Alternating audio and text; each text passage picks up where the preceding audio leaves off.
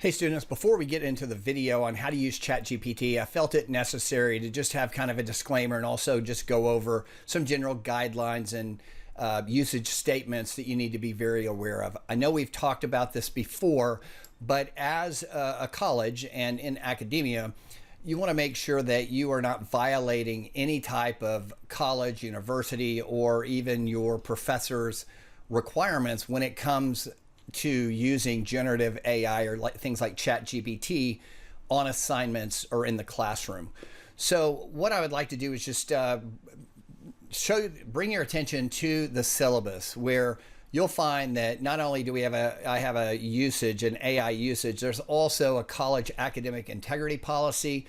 You know, most institutions, academic institutions, have not really had the time, because this is so new, this technology, to really incorporate a general AI usage statement within every single classroom. So what they've done is they've allowed us as professors to use our best judgment on how it should be used in the classroom and when it should not be used in the classroom. I can tell you, as a professor in psychology, my job is not to teach you how to write or even teach you how to construct a great argument, a paper. My job is basically to help you become a better person, to understand why you do what you do, the behaviors that you have, and also to understand the environment, and so you're able to thrive and have the life that you've always wanted. And a lot of that is overcoming adversity, as we've talked about, and different things that you may have gone through in your life. And so, you know, before you start using a tool like this in any type of class, even in this class, you want to make certain that you understand the ins and outs of the policies that are set by me and the other professors that you have. So academic integrity and the statement by Lone Star College is just don't cheat, don't use someone else's work. You know, there's a lot of concerns with using AI in a classroom, you know, one of those being that you really don't know even if the information is accurate, even though a lot of the information is very accurate if you know how to create a prompt. But we have to make sure that it's your own work. But I want you, and the reason that I do allow it in this classroom, where most of your professors are probably going to either not allow it or on very limited use, I want you to use this as a tool to not only help you understand yourself and overcome some of these things that you may be dealing with, but I want to prepare you for more than just success in the classroom. I would like to prepare you for success after college, success in life. And if it, hopefully being able to use these tools as a great research tool, and that's all it is, it's a tool. It's not there designed to do all your work. It's designed to help you do your work in a great way. And you can conduct great research to help you solve most problems that you may have. And that technology is getting better and better by the day. So you cannot use this for exams and helping you answer exam questions, but however, you can use it to help you study. You can't use it to write your entire report, but you can use this technology in our classroom to gather ideas, to investigate or research, you know, different things that are topics that we're covering in the classroom, you know. But I would just say, if you're in doubt, ask, you know, let's talk about it. Let's just make sure you're using it the right way. And I would say, as a student, because it is so severe, if you do use this inappropriately, especially in a classroom that doesn't allow it, it's better to err on not using it at all than using it and finding out that you used it and you're in violation of the school's academic integrity policy or your classroom's general AI usage. So let me just go ahead and I'm going to scan down. Here is my statement in my syllabus. Every one of your teachers may have something slightly different, even though you'll start to see these become more and more structured. And it does say within the syllabus, you know, what you are permitted to use AI for. And AI is really a broad spectrum of, you know, it's not just ChatGPT, it's Microsoft Copilot, it's WordTune, even Grammarly. Grammarly can help you identify errors maybe in your writing, but it also, Grammarly, a paid edition of Grammarly will rewrite the entire paragraph for you. That's when it really borders on becoming inappropriate, and it should not be used that way in most of your classes. So I'm going to teach you how to use this AI, and I'm going to ask you also to please do not put me in a situation where you're taking advantage of my liberties to allow you to use this in, for this one assignment specifically. Just please use it the right way. Let's all work together to help you in your education and your journey throughout this course and also in your life. And also learn how to use these amazing tools to help you from this point forward. But anyway, thank you for your understanding. And now we'll go ahead and talk about how do we use this technology. Hey students, I wanted to give you a better explanation of how to get started with your first draft of your Motivational Change Plan assignment. And as you know, I do encourage you to use ChatGPT or Generative AI to help you complete this project. If you use this tool exactly what it's intended for, as a tool to conduct research, to answer some very difficult questions, help you, for instance, find out what you would like to write this report on and complete it in the best way possible so you do learn. What I care about is you learning, you writing about something that really is important to you, overcoming maybe a barrier or an obstacle or maybe some adversity you have gone through in life, and growing from that. If you've done that between now and the end of class, then I feel like my job was done. It was successful class, successful in teaching you overcome these things. So that's what psychology is at its root cause, is self-improvement and of course helping others. So again, let me go over this motivational change plan. It is 25% of your grade, and it does consist of a paper, and there are two parts of the paper. The first paper is a draft that is where you can use generative AI, and I want you to do that as soon as possible. Do it now, turn it in soon. I'm the only one that's going to read it. I can help you with it. I can help you deliver a better result through generative AI, so you can learn and start working on creating a great paper that you can be proud of.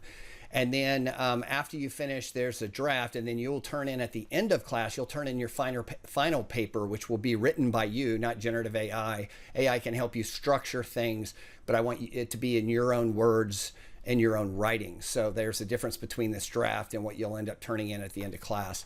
And then finally, the last part of this assignment is conducting a presentation. Now, while the paper has to be your own, the presentation, we may have certain people are in class that will have the same topic that you're talking about, and if that is the case, then you're welcome to work together in your presentation, so you can deliver the same presentation, which is acceptable. Just two people delivering a presentation, no more. It's one or two. And if you're not comfortable at all getting up in front of people, which I understand, that you can actually pre-record it and turn it in. However, I really hope if you want to make improvement, you want to prepare for life after college and do well professionally, the more comfortable you can get in front of people communicating, the better you will be later on. You don't want a presentation like this to really count later in life when you're trying to get a promotion or be noticed at work. So if you can get comfortable in this nice, safe environment, then I think it could be definitely to your benefit. So I'm going to show you how to use generative AI and what to do.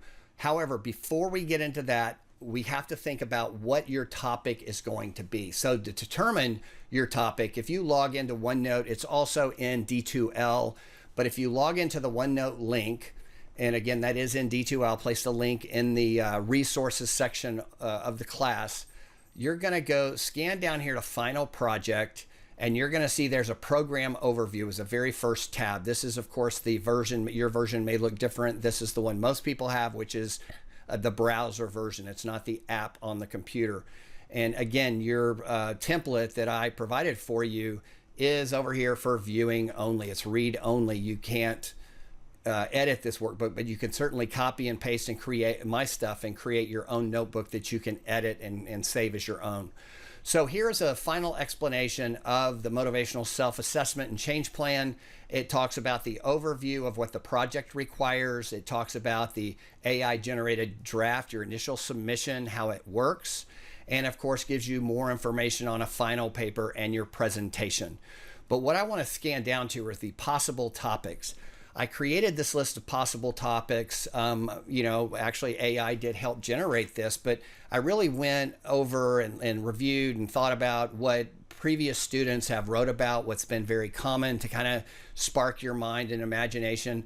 Again, I want you to be vulnerable. I know this is going to be hard to talk about, so that's why you're generating your draft now, is because I want you to think you can change this later. If you decide not to, it's too much to kind of talk about later, that's fine. You can change your topic. You're not stuck on this topic once you turn in your draft. You can change it.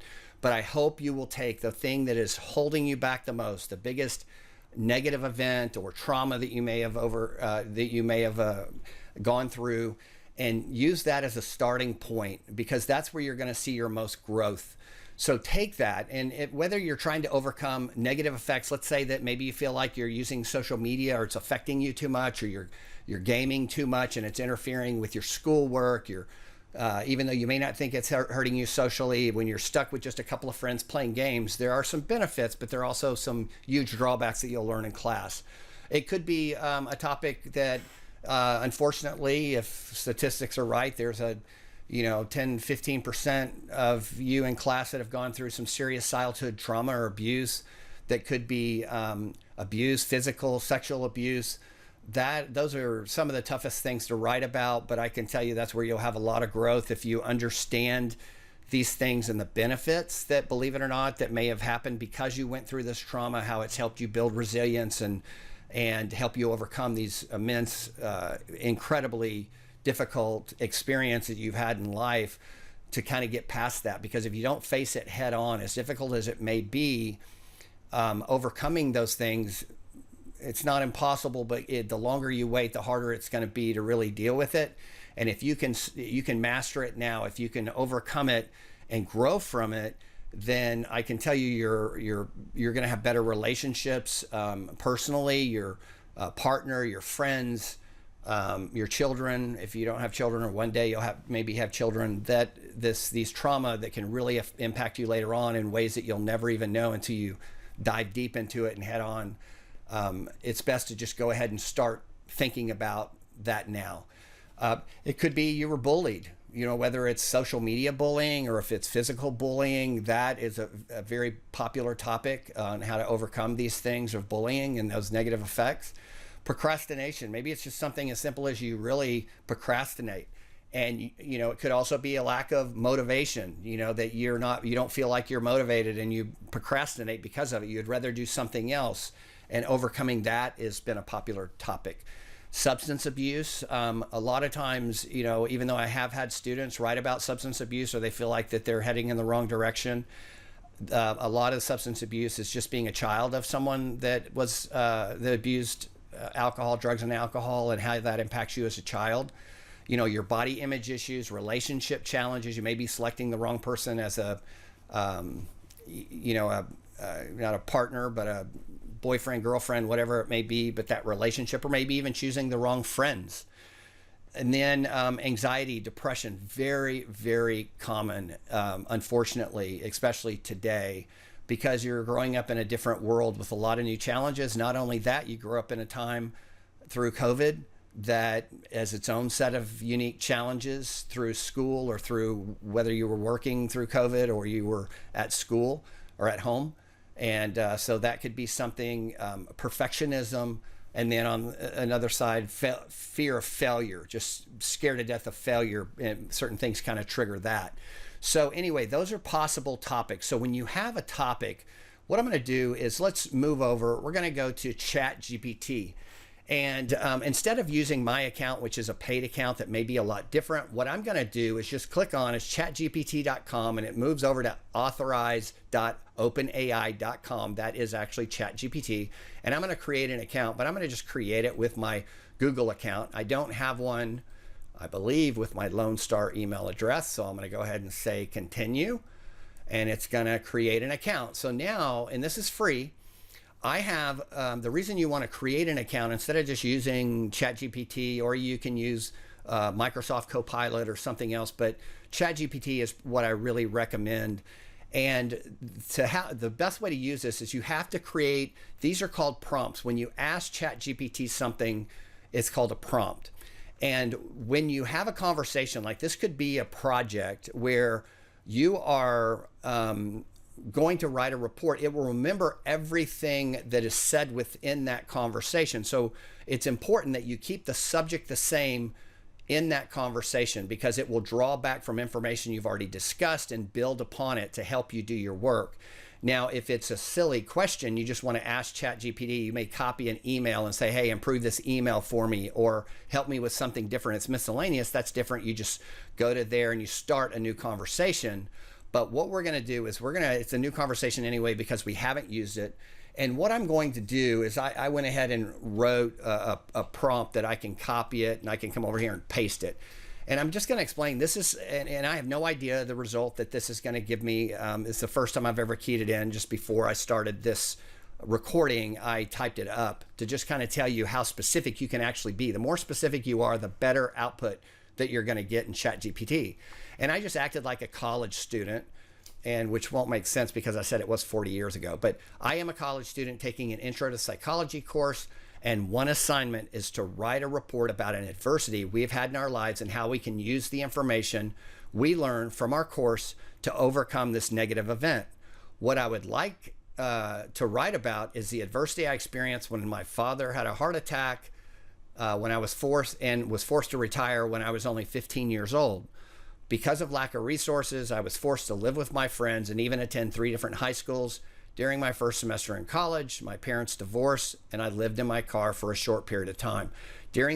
Although these events were, and let's take about 40 years ago, let's just say it was 10, so I'm not so old. The negative events are most likely impacting my emotional state and decision-making processes. And then this is where you can, once you say, hey, you're going to give it something to do. I'm going to say ChatGPT, before helping me draft this paper. So I want it to know it's going to help me, but I don't want it to start writing my whole paper right now. Just search for published, and I put in here published peer-reviewed research. And I can even put current published peer-reviewed research if I think it needs to be more current, to help me understand how these events may be impacting me today. And then I'm going to submit and I'm going to wait. And it says ChatGPT now has memory. It says you want to keep it going, and I'll just put continue so it remembers what I'm saying. It's browsing. And here's what it's coming up with. The challenges you experienced during your adolescence, your father's heart attack, living with friends, attending multiple high schools, your parents' divorce, temporary living in your car are likely to have significant long-term effects on your emotional well-being and decision-making processes. Research indicates that early life adversities, such as parent illness and family instability, can profoundly impact an individual's emotional and psychological development. For example, the stress and instability caused by parental illness and divorce during childhood or during critical developmental periods often lead to long-term difficulties in emotional regulation, increased anxiety, and problems with decision-making in adulthood. These events may also lead to heightened sense of insecurity, which can manifest in your relationships and academic pursuits. Parental conflict and divorce in particular have been shown to influence children's social well-being, often mediated by the quality of parenting received during these difficult times. If parents struggle with their own emotional responses, it may reduce their ability to provide the necessary warmth and stability, which can further exacerbate a child's emotional distress. This can result in challenges such as lower academic performance, reduced self-esteem, and difficulties in forming and maintaining relationships later in life. Furthermore, the experience of homelessness or living in unstable conditions, living in your car, can create long-lasting effects on mental health, including chronic stress and anxiety, which may still be influencing your emotional state and decision-making processes today. Understanding these effects can help you develop strategies to mitigate their impact. For instance, therapy that focuses on processing these early traumas, cognitive behavioral strategies to improve emotional regulation, and building strong supportive relationships can all be beneficial. Additionally, recognizing the impact of these past experiences on your current behavior can empower you to make more informed decisions moving forward. So this is kind of it really is just helping me right here. But now what I'm going to do is I would like to know more. Please provide, let's say, more information on how my past experiences will negatively impact my personal relationships. And then you can kind of read it here. I'm not going to read all that, but now it's going to kind of give me a list, it looks like, some of the major things that may happen. So what it's also doing, it's getting it from Springer, and it has a link there to locate it or whatever. And I'm going to show you what to do because it is important we know where it's getting information. Trust and security, fear of abandonment, conflict resolution, self-worth and relationship satisfaction.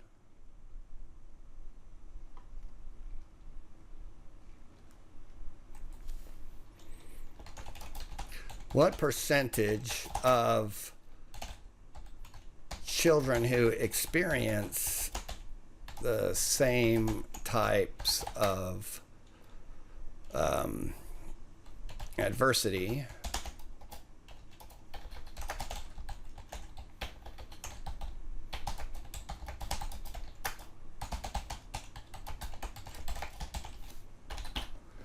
So what percentage of children who experience this will actually end up in divorce?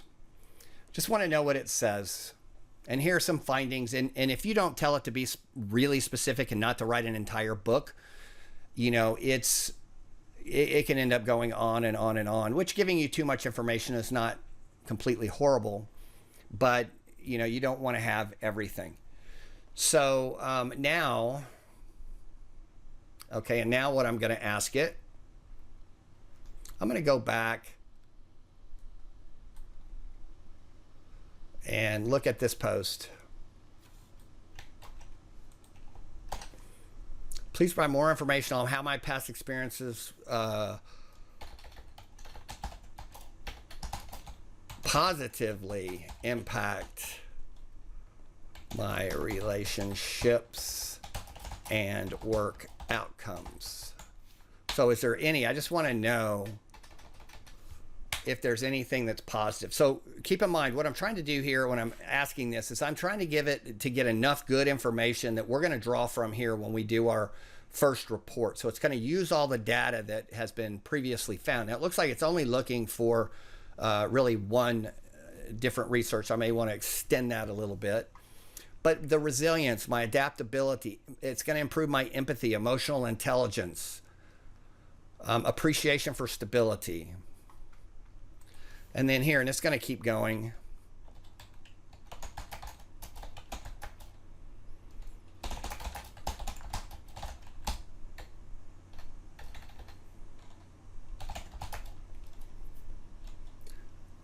Okay.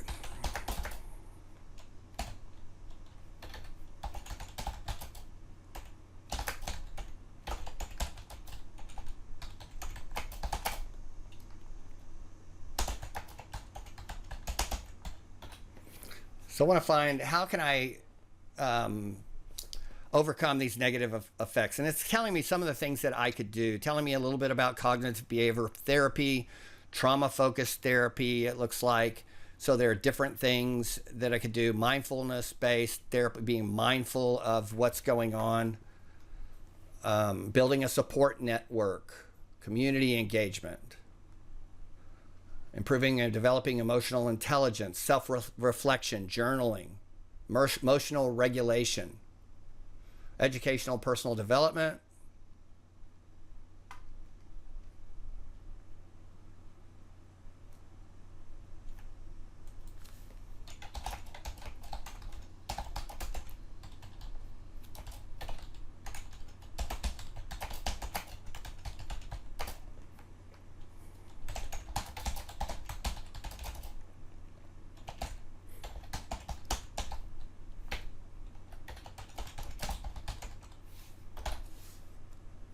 I'm going to ask it something crazy. I have no idea how it's going to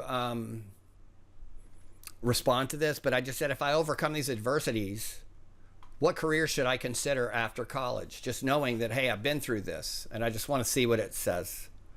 So it says, and I said, if I overcome it. So it said, the adversities you face can equip you with a unique set of strengths, including resilience, empathy, and adaptability, and problem-solving skills. The qualities are highly valued in various career paths. Here are some careers you may consider. Psychology or counseling, social work, human services, healthcare. Become a child welfare social worker, community service, nurse, physician assistant, occupational therapist, patient advocate, education, why it fits. It says teaching or working in education. Wow. Allow you to impact the lives of young people, especially those that may be going through their own challenges. So you kind of use that. So a school administrator, teacher, nonprofit, advocacy work, human resources, law or public policy. So it's kind of telling you how, you've gone through these things, you've overcome them, and what you can do. So it kind of helps you not just write this report and learn how to overcome these things. It could also help you choose the right career. So what I'm going to do now is, after I have this information, the first thing I'm going to do is I'm going to say this.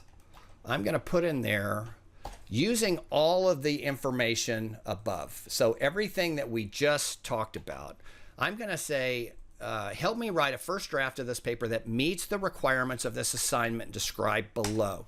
So what I went and I've done is I went to the assignment and I copied what this is. I just copied that and I put it in here so it can help me write a report.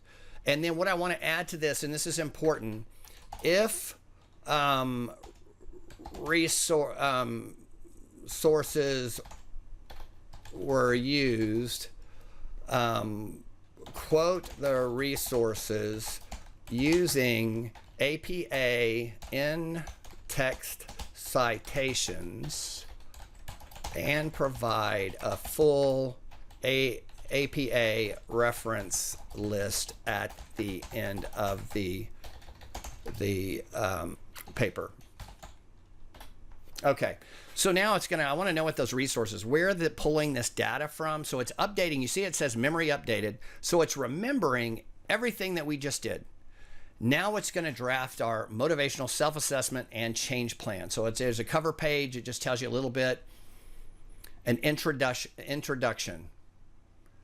And I'll scan through it. You can read it, but we'll let me see if there's anything that's popping out. But it's just giving that introduction first. So at the very beginning, when you write these papers, especially a motivational change plan, and you want it to be powerful, that states what the problem is right at the very beginning, it did that. And it's hopefully very powerful, even though this is a computer-generated, summary. It's really writing it, and it's very personal, so you can see. So it's telling me some of the things I could do. So the preliminary outline of my change plan, it kind of gives me some ideas of what to do, have an objective strategy, for each thing, each one of these topics.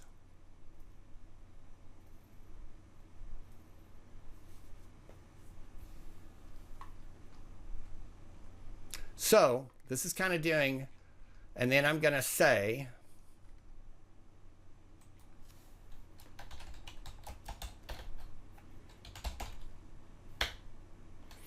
I'm going to put in here too, you can actually even put the book, or if there are certain things that you learned about in class, this is where you can add it. If you've read about something or you learned about it in class, it was very interesting, you can add it here and make sure it adds it to your report.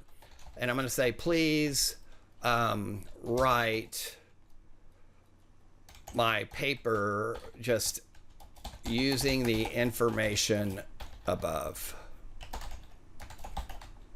So I first said do a draft, and it kind of put in there some stuff in the middle.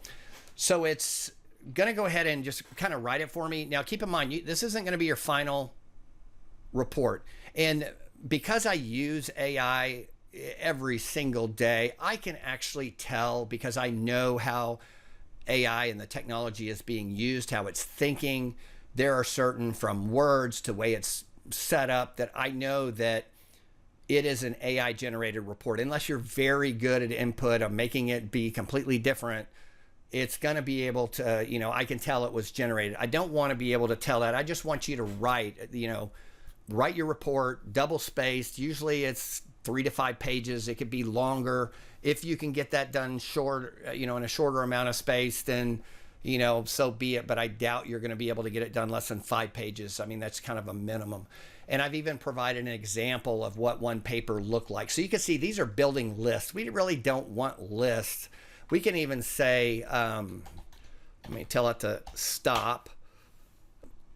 Rewrite the report in paragraph form, limiting the bullet point lists.